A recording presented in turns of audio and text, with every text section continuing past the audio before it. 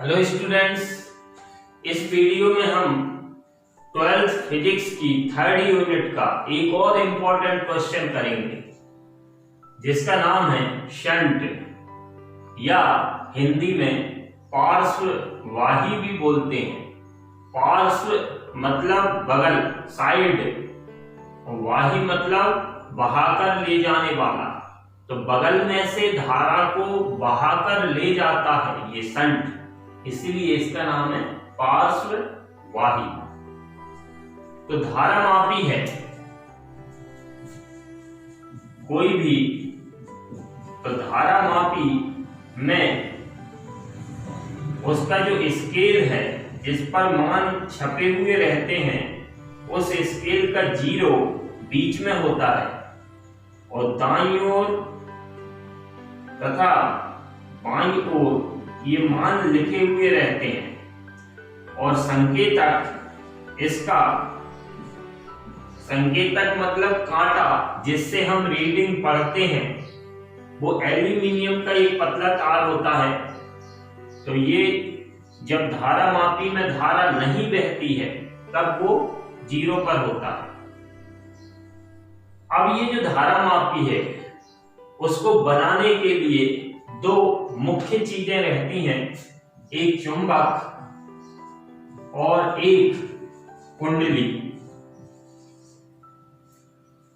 तो जब धारामापी में अचानक बहुत ज्यादा धारा प्रवाहित हो जाती है तब 2 नुकसान हो सकते हैं। पहला, उसकी कुंडली का तार जलकर नष्ट हो सकता है क्योंकि वो भी तांबे के पतले तार को लपेटकर बनाई गई है।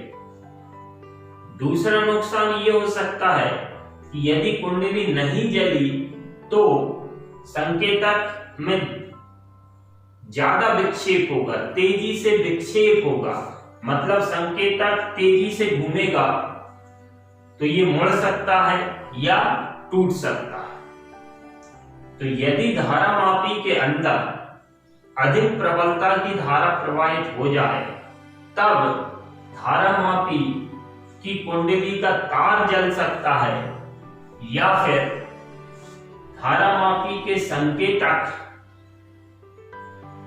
में अधिक विक्षेप होने से यह टूट सकता है या मुड़ सकता है। तो इन नुकसानों, इन क्षतियों से बचाने के लिए धारामापी की कुंडली के साथ समांतर क्रम में एक कम प्रतिरोध का तार जोड़ देते हैं। उसी तार का नाम है शंट। जैसे ये धारामापी है, इस धारामापी का प्रतिरोध मान लिया कैपिटल G है। इस धारामापी के साथ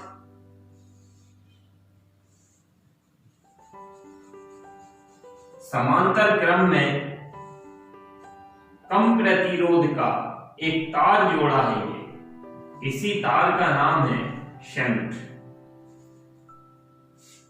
अब जैसे ज्यादातर धारा इधर से निकल जाती है, यदि अधिक धारा आ जाए तो माना कि परिपथ में बहने वाली धारा कैपिटल I है। जैसे ही ये धारा इस बिंदु पर आएगी ये 2 भागों में बढ़ जाएगी, कुछ इधर चली गई, कुछ इधर। धारामापी में से बहने वाली धारा IG, शंट में से बहने वाली धारा IS है। फिर ये बाहर निकले। तो शंट की परिभाषा में ऐसे देंगे, धारामापी को क्षतियों से बचाने के लिए उसके साथ समांतर क्रम में कम प्रतिरोध का एक तार जोड़ दिया जाता है जिसे शंट कहते हैं। परिभाषा ज्यादा से ज्यादा 1 नंबर की आती है, तो इसमें हम एक बार और देखते हैं। धारामापी को क्षतियों से सुरक्षा के लिए उसकी कुंडली के साथ समांतर क्रम में कम प्रतिरोध का एक तार जोड़ दिया जाता है जिसे शंट या पार्श्ववाही कहते हैं। अब हम देखते हैं शंट का सिद्धांत। तो ये डायग्राम बना हुआ है, यही डायग्राम बनाना है। तो इसमें थ्योरी लिखेंगे हम।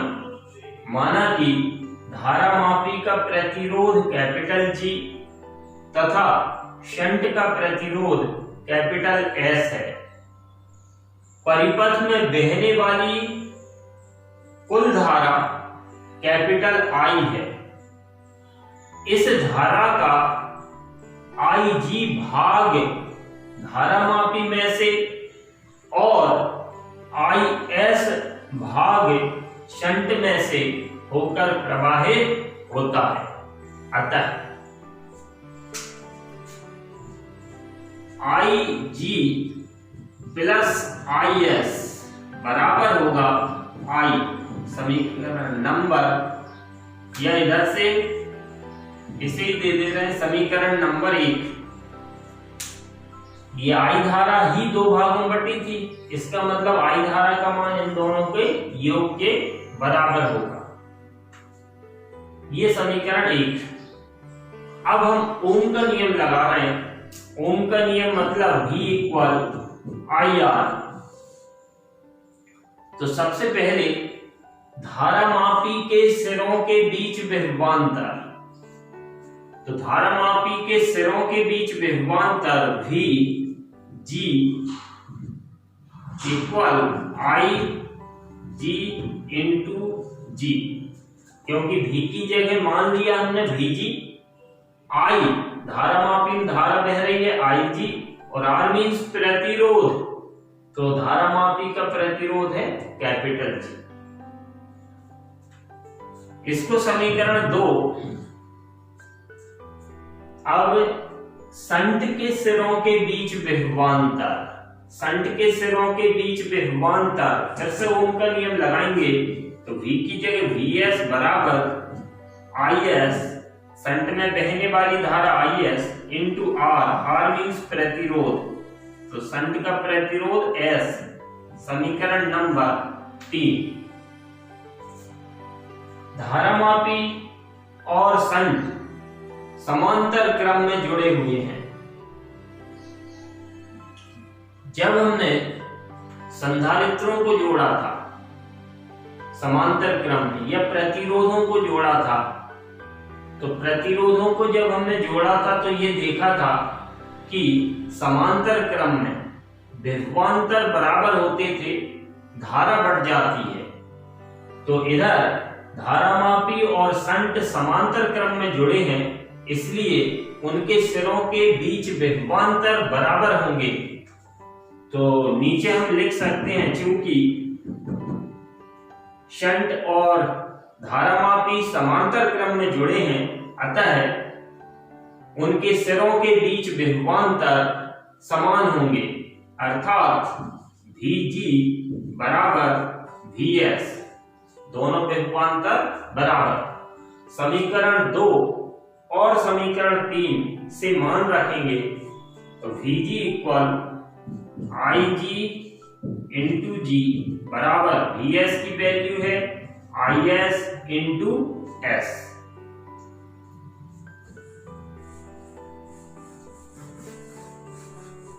अब इसमें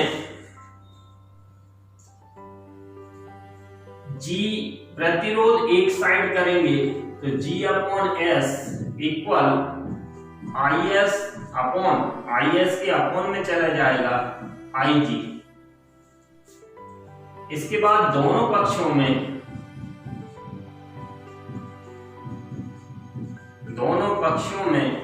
एक जोड़ने पर, दोनों पक्षों में हम एक जोड़ देंगे, मतलब +1 करेंगे, तो G upon S +1 equal IS upon IG +1। LCM लघुत्तम लेंगे तो इधर आएगा S, तो G प्लस S इक्वल इधर लघुत्तम आएगा IG, तो ऊपर हो जाएगा IS प्लस IG। अब समीकरण 1 पर हम नजर डालें तो समीकरण 1 था IG प्लस IS बराबर I, तो इसकी जगह हम I रखेंगे, तो G plus S upon S equal I upon IG। इसको हम देंगे समीकरण नंबर 4। इधर तक समझ में आ गया होगा। अब हम आगे देखते हैं। जैसे ये हमारा धारामापी है और ये शंट है। मान लिए इधर 100 एम्पियर की धारा आ रही है 100, और हम ये बोले कि जो धारामापी है उसमें मुख्य धारा का चौथा भाग जा रहा है। तो चौथा भाग जा रहा है मतलब कितनी धारा जा रही होगी इसमें 25। अगर हम बोले मुख्य धारा का 5वां भाग जा रहा है तो 5वां भाग मतलब 20। तो अगर मुख्य धारा का मान हमारे पास I है और हम धारामापी में जाने वाली धारा IG का मान पता करना है, तो जैसे ये 100 है और हम बोले कि 100 का 5वां भाग मतलब 100 में 5 का भाग देंगे तो जो आंसर आएगा वो इधर आएगा, तो 100/5 मतलब 20। तो इसी प्रकार से यदि मुख्य धारा का n वां भाग धारामापी में से प्रवाहित हो रहा हो तब IG का मान I अपॉन n होगा, क्योंकि I का n वां भाग जा रहा है धारामापी में। n वां भाग मतलब n का भाग देंगे तो हमें मिलेगा IG बराबर I अपॉन n। इस IG को इधर लाएंगे, n को इधर लाएंगे, तो I अपॉन IG बराबर हो जाएगा n। समीकरण 4 में यह मान रखेंगे तो समीकरण 4 में यह मान रखने पर रखेंगे तो हमें मिलेगा G plus S upon S equal I upon IG means n। अब त्रियक गुणा करेंगे हम तो NS equal G plus S। S का मान चाहिए हमें तो SS एक तरफ कर लें तो NS माइनस S बराबर G। अब हम S कॉमन लेंगे तो S ब्रैकेट में बचेगा n माइनस 1 इक्वल G, तो S की value G upon n minus 1। ये हमारा संघ के सूत्र की व्युत्पत्ति है। अब अगर 1 नंबर में आता है एग्जाम में संघ का सिद्धांत तो केवल हम इसकी थ्योरी दे देंगे। मेन सिद्धांत क्या है?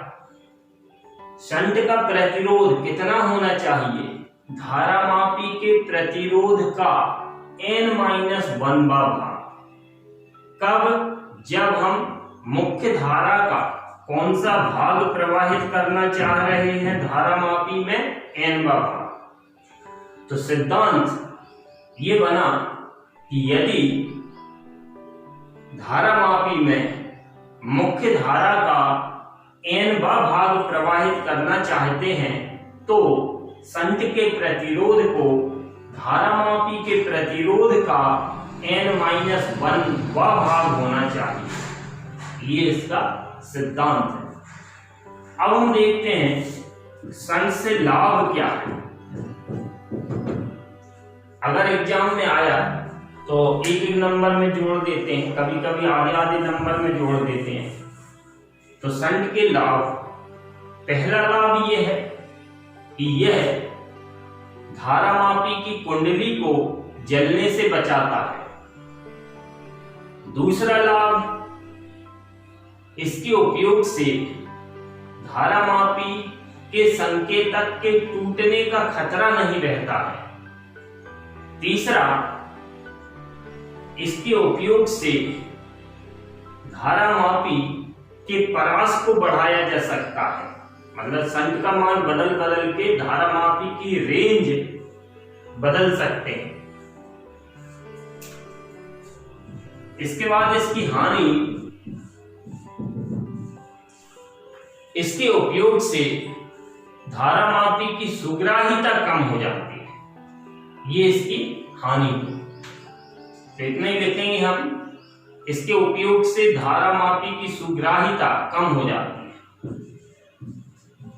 इसके बाद उपयोग, उपयोग में भी एक सेंटेंस लिख देंगे कि संट के उपयोग से धारामापी को अमीटर में बदला जाता है तथा उसकी परास को बढ़ाया जा सकता है।